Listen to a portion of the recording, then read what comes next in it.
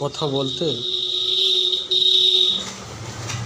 লজ্জা হয়, তারপরেও বলতে হয়। কলিযুগে দীক্ষাগুরু ধর্মগুরুর কোনো অভাব নাই।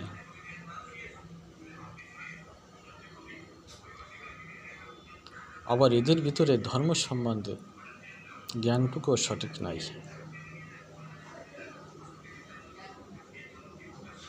তারা আবার সাজছে ভগবান গুরু, ঐশ্বরিক গুরু।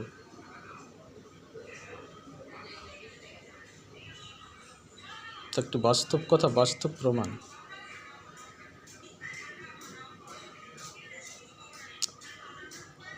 আমি 2-4 জন গুরুর কাছে 2-3টে কথা জিজ্ঞেস করলাম, উত্তর দিতে পারল না। তো সে কেমন গুরু, কি করে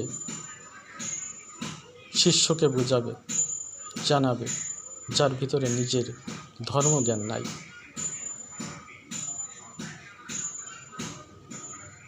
যেমন 3টে প্রশ্ন করেছিলাম, কোন গুরুর কাছ থেকে দীক্ষা নিতে হয়, কোন গুরুকে ভগবান গুরু বলা হয়, কোন গুরুকে ভগবান রূপে পূজা করা হয়, কোন গুরুর ভজন সাধন করতে হয়,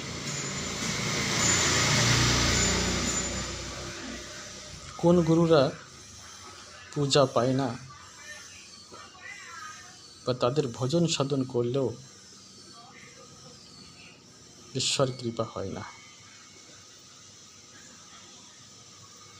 উত্তর দিতে পারল না। বলল,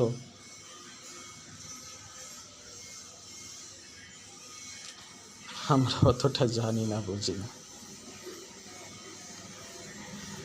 তো আমি তখন বললাম,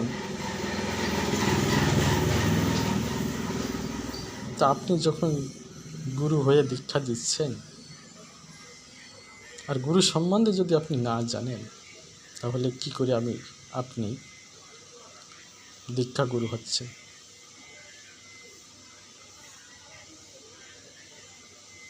তো কি বলবো? তখন কোনো উত্তর দিতে পারল না। তো এমনটাই কলিযুগে আমাদের গুরুর প্রভাব খুব ছড়াছড়ি। কারণ বছর গেলেই